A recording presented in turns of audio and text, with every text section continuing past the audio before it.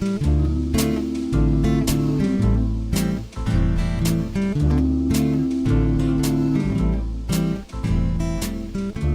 The Log. I'm Charles Purcell. Tuesday, September 29. The first debate is tonight.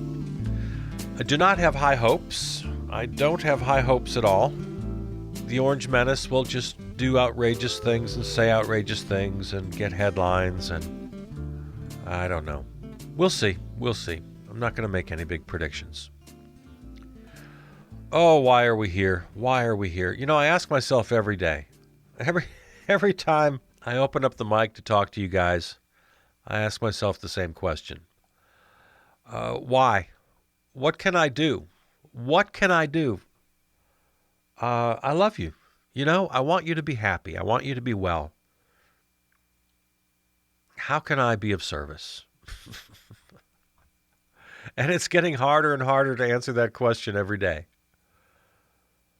Part of me wants to be Ryan Seacrest and just be a happy guy and talk about happy things and just bring you a little light and love, you know.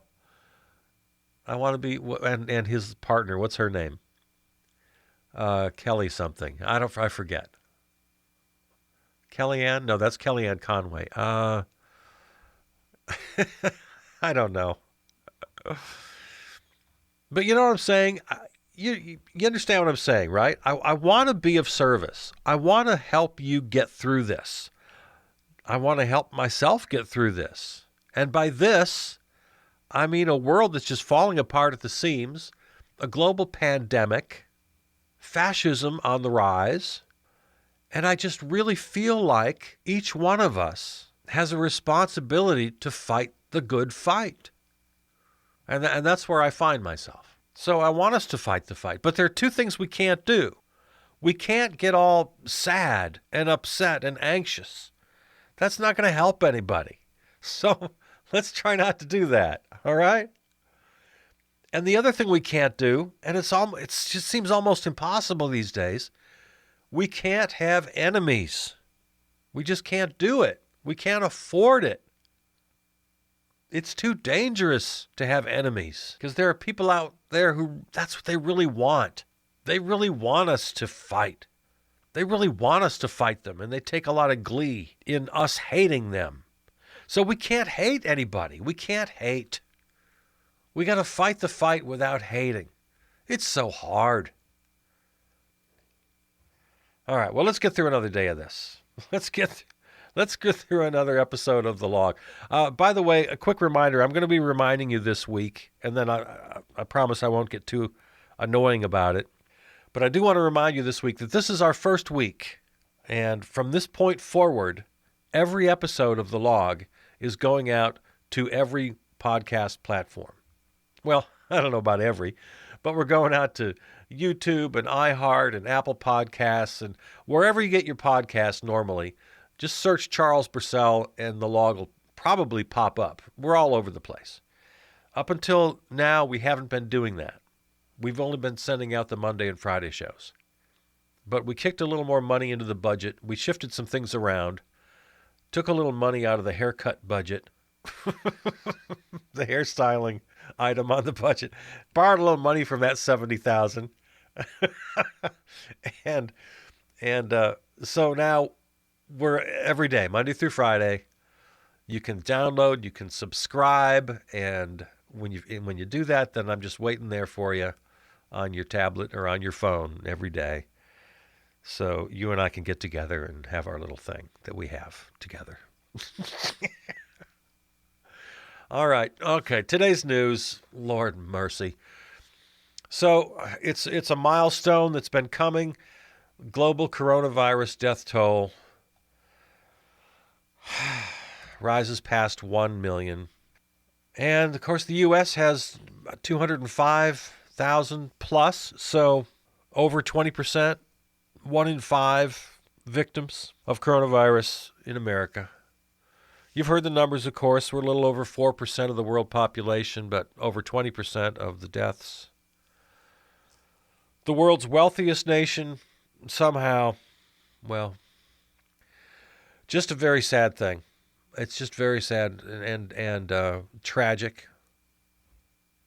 Then, of course, all the attending issues, the sudden widespread loss of employment, the vast inequalities across the world and across this country in education, healthcare, housing, wealth and income, all of them exacerbated by the pandemic.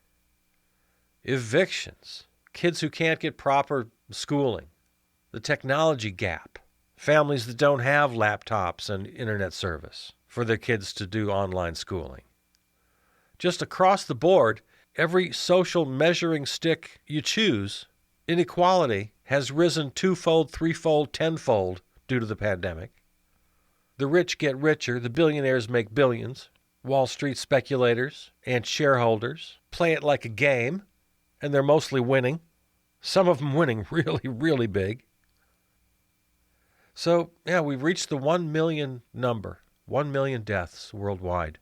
So I'm wishing you the best today. I'm hoping you and your family are well. And if you're able to put food on your table and live a generally happy life, I hope that's the case for you. And if you're able to help others, I hope you're doing so. There's that old time-honored idea that out of hardship, out of tragedy, comes opportunity, right? So, as we've said many times, 2020 was not some kind of perfect storm of bad luck. The deadly fascist in the White House, the racial inequities and the police brutality that brought on civil unrest and mass demonstrations, the pandemic itself, born out of a system where we use and abuse the natural world, and then allowed to devastate the human population because of our religious devotion to money and commerce. And once again, we're distracted from the most pressing issue of our time, that of species extinction, loss of diversity, climate change. There's always something that distracts us from that. And now some of us have it in our heads that all we have to do is elect Joe Biden, one of the most ineffectual, impotent politicians in American history, and somehow he's going to save the world?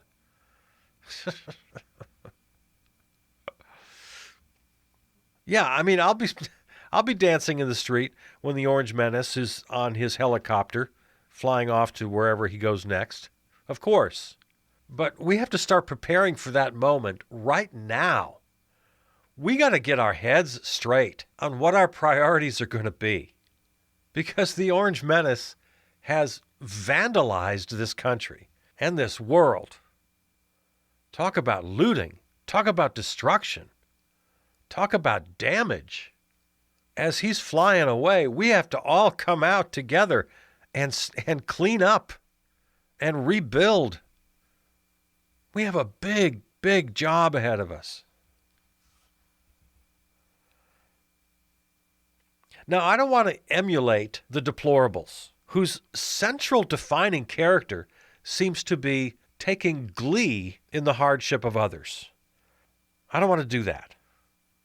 They seem to just genuinely enjoy the suffering of other people.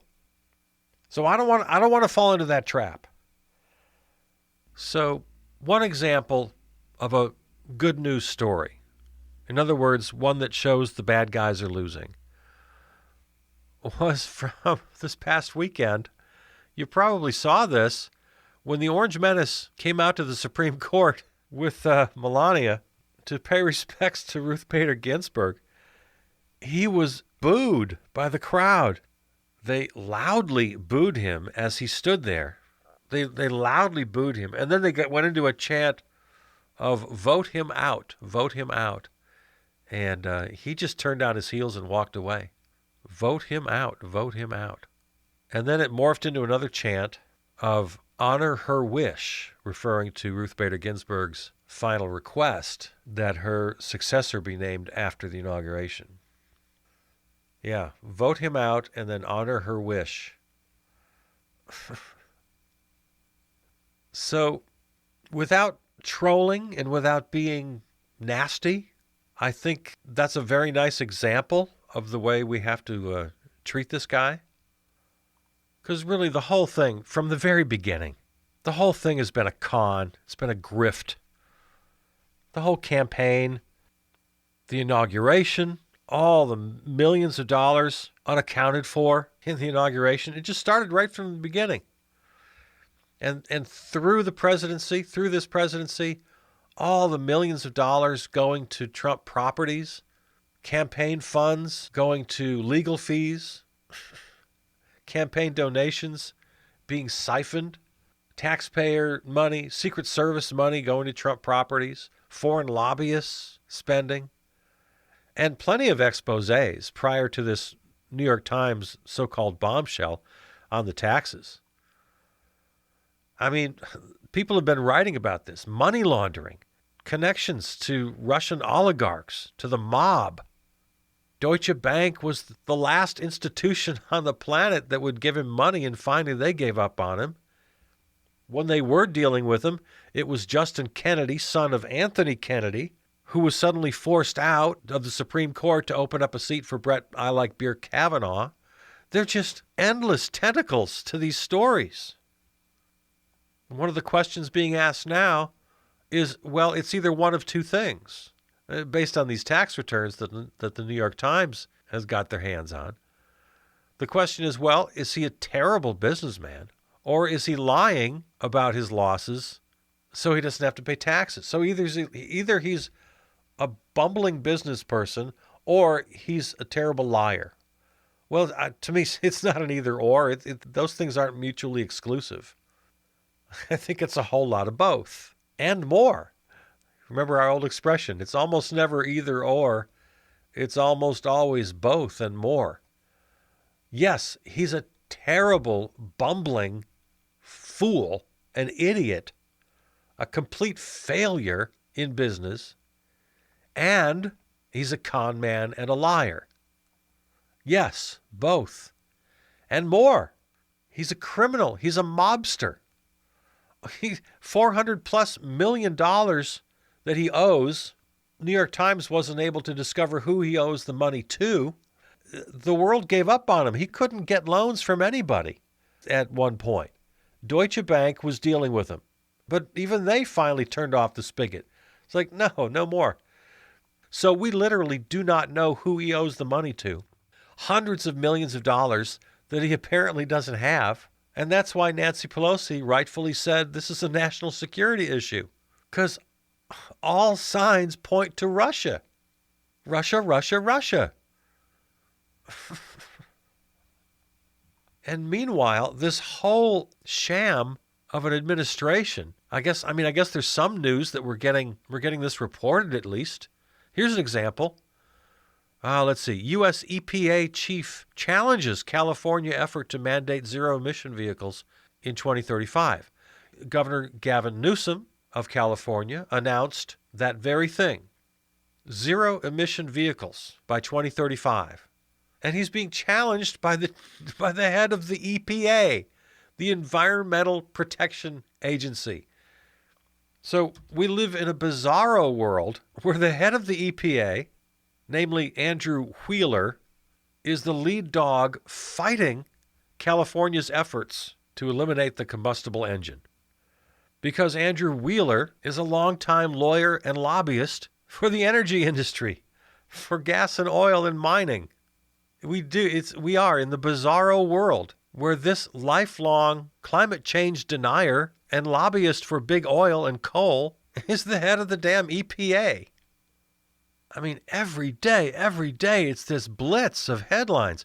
I think it was just late last week or early this week, this Olivia Troy, former aide to bobblehead Mike Pence, came out as another kind of a whistleblower, telling us how the COVID-19 task force is coming apart at the seams. Everybody in there distraught. We heard Deborah Birx, that they've pretty much worked her last nerve in there. She's ready to bolt. Redfield, the director of CDC, here's a headline. The director of the CDC was overheard saying everything Trump's new COVID-19 task force advisor says is false. Yeah, we've been hearing about this new guy on the task force, this Dr. Scott Atlas. Yeah, it was an NBC News reporter, Monica Alba. She said she overheard a phone call Robert Redfield's side of the phone call, talking about this new guy on the task force, Dr. Scott Atlas. You maybe have heard of this guy. He's the one pushing the herd immunity, and he seems to be the guy really running things now in the task force, and he has the ear of the Orange Menace. And yeah, Monica Alba hears CDC Director Robert Redfield say in a phone call, everything he says is false. Redfield confirmed to Alba that he was discussing Atlas after the flight. It was in an airport where she overheard this. And the CDC did not dispute what he was heard saying. So it's been pretty well confirmed. Public health experts, including Atlas's former colleagues at Stanford Medical School, have warned that Atlas has spread misinformation about the novel coronavirus pandemic. The word henchman has come up a few times. I've used it. I think Nancy Pelosi used it recently and got in a lot of trouble for referring to all the people surrounding the Orange Menace as henchmen. But what else can you call them? So it just keeps coming and coming. The good news is that we're hearing it at least. We're getting it reported. Thank God for reporters out there like Alba and others. Here's another one. Time magazine reports, as states prepared mail-in ballots, Postal Service failed to update at least 1.8 million addresses for 3 weeks in August, as election officials across the country were preparing to send out mail-in ballots to tens of millions of voters. The U.S. Postal Service stopped fully updating a national change of address system that most states use to keep their voter rolls current, according to multiple officials who use the system.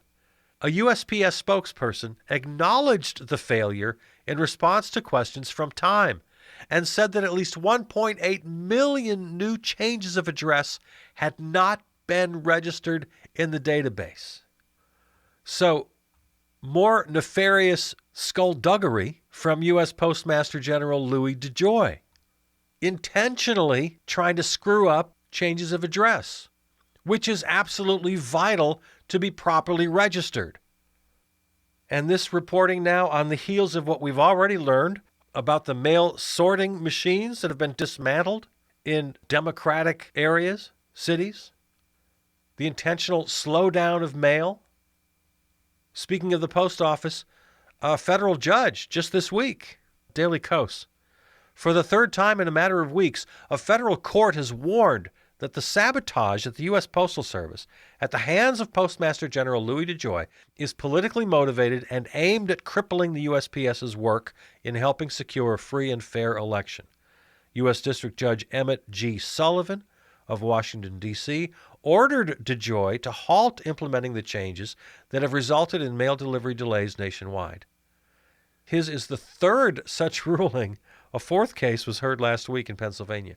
So there's no doubt anymore in anyone's mind that the Orange Menace was literally sabotaging the post office. But he keeps getting caught. I mean, that's the good news. He's a loser who keeps getting caught. Also, there's the census.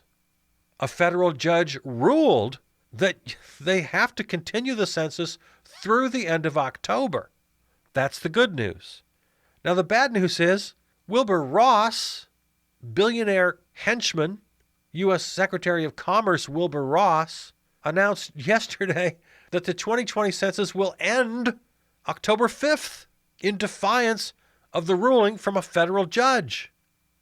U.S. Census Bureau tweets, the Secretary of Commerce has announced a target date of October 5th, 2020 to conclude 2020 census, self-response, and field data collection operations. What?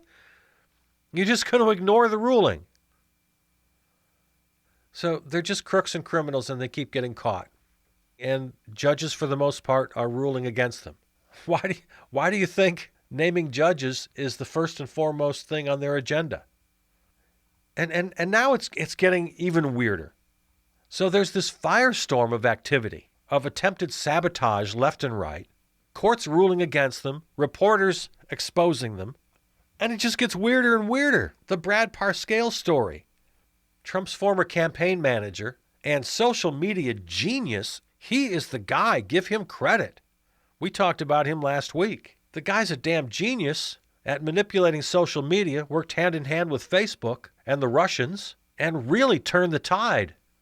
This guy knows what he's doing.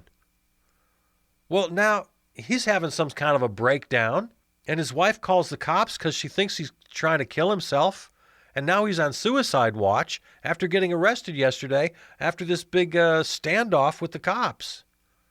So Brad Parscale is losing it right after Michael Caputo, if you remember this guy, one of the top names at HHS, Health and Human Services, top spokesperson. You remember he went on this rant in social media, spouting all these weird conspiracy theories and threatening violence. And so as a result of that, he announces a leave of absence. But then yesterday we find out the guy's got cancer? It's just getting bizarre over there. So I don't know what the hell's going on with Michael Caputo. After what seemed to be kind of a nervous breakdown or something, some sort of mental health issue, he announces a leave of absence to take care of his health. And now he's telling us he has cancer. I don't know. Is this like the guy on Seinfeld? Remember the character played by John Lovitz who lied about having cancer? I don't know. Maybe he does. I don't want to say anything bad about the guy, but it's just getting weird over there. We already know that Don Jr. is just mad as a hatter. He has breakdowns almost nightly on Fox News. He had that strange drug-fueled rant at the Republican convention. Eric is under investigation. Ivanka is implicated now under this New York Times expose, $700,000 for consulting. So, and again, you don't need the New York Times to tell you that she and Jared have been under suspicion for years. And again, you got to go back to this hundreds of millions, 400 plus millions that Trump owes to somebody. There is just absolute madness and criminality happening in that family and in that administration. And it's all coming to a head. I mean, I would, and then add to that the big story last week of him claiming he's not going to leave, claiming that it's impossible for him to lose the election unless the Democrats cheat. So no, he's not going anywhere. It's because he knows he's going to jail. It's because he knows he won't have a $70,000 hairstylist in prison. Can't wait to see the prison haircut. And I hate to say this out loud, but this family, this administration, now Parscale, yes, former campaign manager, but not a former staffer. No, he's still in the campaign, still very high up in the organization, Brad Parscale. No, he's not former or anything. He's still very much a top person in that organization. And he's on suicide watch. And the whole damn family, the whole damn organization, right from the top, the Orange Menace, seems to be getting a little nuttier every day. I mean, are we heading to some sort of Jim Jones moment here? Where the whole damn family just takes themselves out? I mean, I shouldn't say that out loud. That's a terrible thing to say. But how much more bizarre can this get? So we got a tricky line to walk here. The line that we're walking is, do we take pleasure, do we take glee in the downfall of this crime family? Well, sure. I mean, I guess that goes without saying. But how do we express that? How do we handle it? Now, I'm going to ask something of us that's going to seem nearly impossible. We can't take too much pleasure in this. We can't take too much glee. Because right now, a very sizable percentage, depending on how you count it, up to 40% of our fellow Americans do not recognize this as illegal, as evil, as bizarre. They're with them. How are we going to deal with them when the Orange Menace is either 6 feet under or 6,000 feet in the air flying away? One of my friends is suggesting that when he gets on the plane, he's not even going to land in the U.S. He's going to land elsewhere, somewhere without an extradition treaty with the U.S. He's gone. So we have to decide how we're going to handle this. How the hell are we going to heal? Now, Gerald Ford, of course, famously pardoned Richard Nixon. A lot of people disagreed with that. He had pretty decent reasoning, though. It was for the good of the nation. It wasn't for any kind of sympathy for Richard Nixon himself as an individual. It was for the good of the nation. And the whole idea of one administration prosecuting a previous administration, that seems so out of line with what America is, at least with what the ideal of America is. What a precedent that sets when an incoming administration prosecutes and punishes the previous administration. I can see why we'd want to avoid that. But in this case, no. Joe Biden, if you're elected president, you got to let the chips fall where they may. Now, I could understand if you want your Justice Department and your FBI to take a back seat, let the state jurisdictions take the lead, because it will be tempting to go the Gerald Ford model to heal the nation. But I think what we already know, what we already suspect, and what is sure to be shown at some point, the truth will out. With all of that, you have to let justice run its course. And this has to be an exception to the rule. No, I don't want it to be a precedent where every administration comes in crying about the previous administration and looking for ways to jail them. I don't want that to be the new normal. No, I do not. But this situation is so egregious that I think we're going to have to take that chance. Please, yes, do it. No pardons. Prosecute. Make it clear we're not setting a precedent. This is an extraordinary situation. And as for us, you and me, it's just you and me, baby. It's you and me against the world. I really believe that we have to come at this with love, respect, forgiving, embracing those who have fallen, affording opportunities for redemption. We have got a big, big job ahead of us. And speaking for myself, I'm going to wrestle with these ideas. I'm going to try to think big. I'm going to try to find ways to keep love in my heart and to express love to my fellow travelers. Yes, bring down the evildoers. Yes, take joy in the righteousness of their prosecution. But then move to borrow a phrase, build back better.